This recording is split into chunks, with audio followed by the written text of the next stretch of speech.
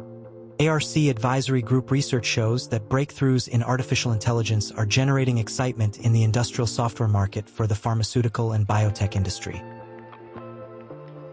With Industry 4.0, we are entering the next phase of digitalizing the industrial sector.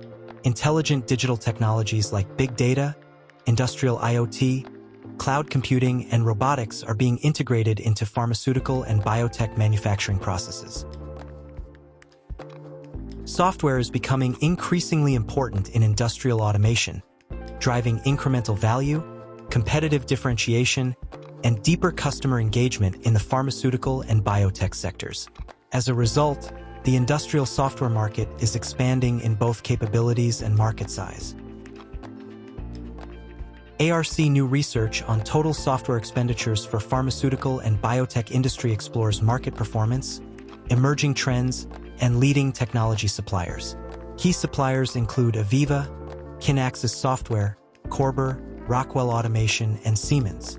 This analysis is powered by ARC industry-leading research, robust methodologies, and proprietary economic modeling.